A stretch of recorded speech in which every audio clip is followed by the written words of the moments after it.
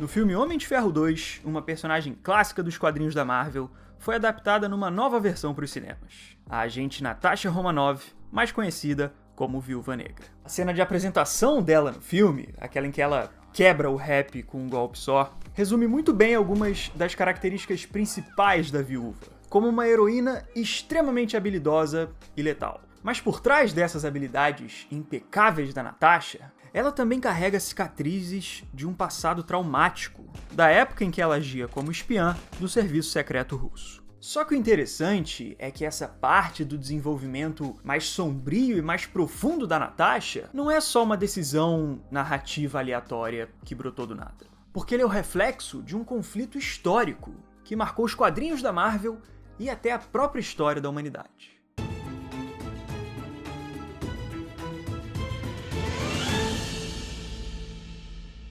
Para a gente entender melhor o desenvolvimento da Viúva Negra que a gente acompanha hoje em dia, é interessante a gente voltar lá para a origem dela nos quadrinhos, nos anos 60.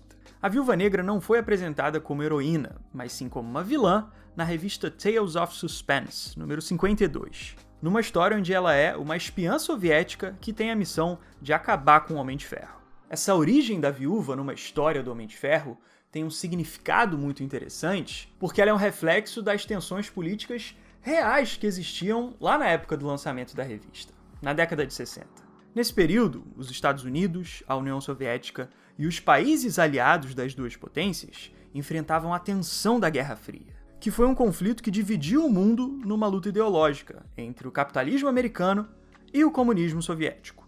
E esse clima político conturbado foi tão marcante que ele também afetou os quadrinhos da época.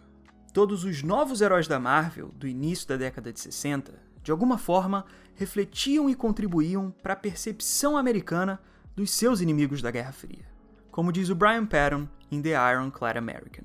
Essa influência da Guerra Fria fica muito clara na galeria de inimigos dessa revista do Homem de Ferro, que tinha vários personagens alinhados com o governo soviético, como o Dínamo Escarlate, o Bárbaro Vermelho e a própria Viúva Negra, que eram representações do sentimento anticomunista que se espalhou pelos Estados Unidos nessa época.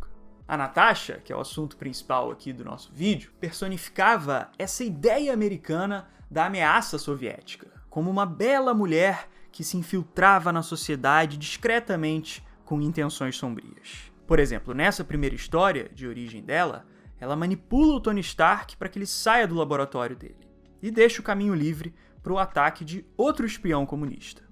Então a ação da Viúva Negra representa parte do ponto de vista americano sobre a União Soviética, como os vilões da Guerra Fria, pela forma como eles invadem sorrateiramente os Estados Unidos para atacarem cidadãos americanos.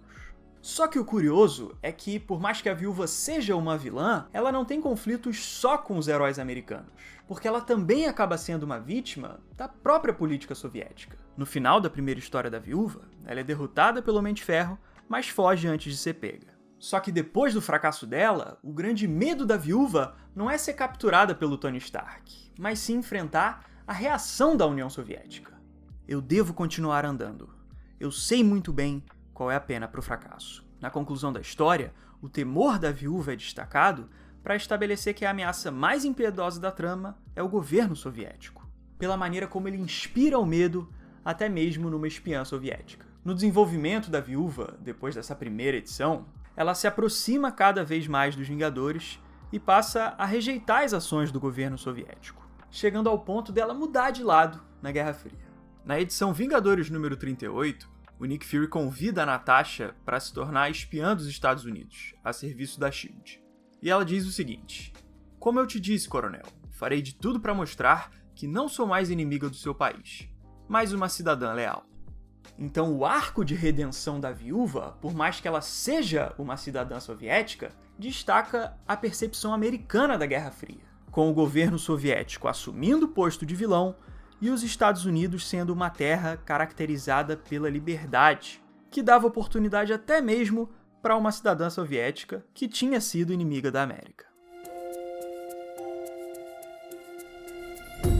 Muitos anos depois dessas histórias em quadrinhos que a gente já viu, lá em 2010, a Natasha foi adaptada para o universo cinematográfico da Marvel. E aquela relação conturbada que ela tinha com a União Soviética nos quadrinhos também foi levada para os cinemas.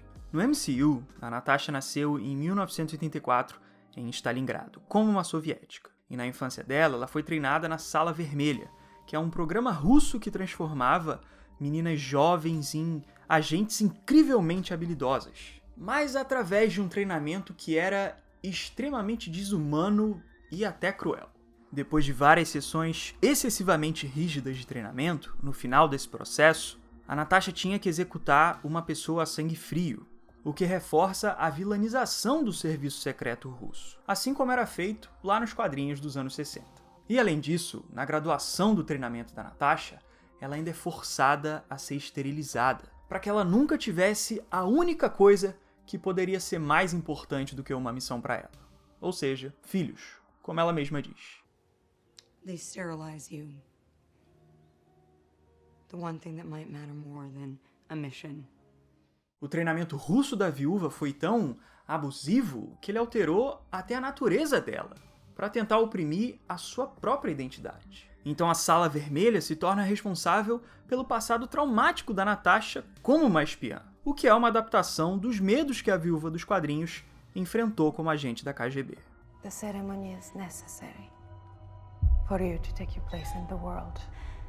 E assim como aconteceu lá na versão original da viúva, a Natasha dos cinemas também encontra uma chance de se redimir através de uma oportunidade dada pelo Serviço Secreto Americano, quando Clint Barton, o Gavião Arqueiro, ajuda ela a deixar a KGB para se juntar à S.H.I.E.L.D. You know what it's like to be unmade.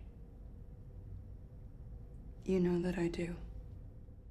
Então, nos cinemas, igual aos quadrinhos dos anos 60, o grande diferencial representado nos heróis americanos é a disposição deles de perdoarem até mesmo os seus antigos inimigos, o que abre portas para que a viúva se torne a melhor versão de si mesma.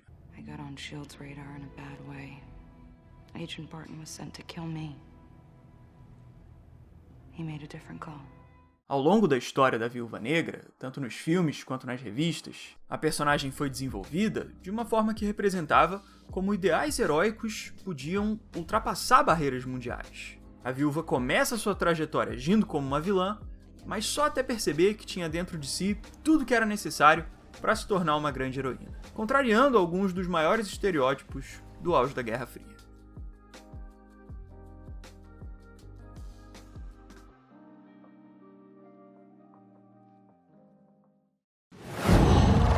Qual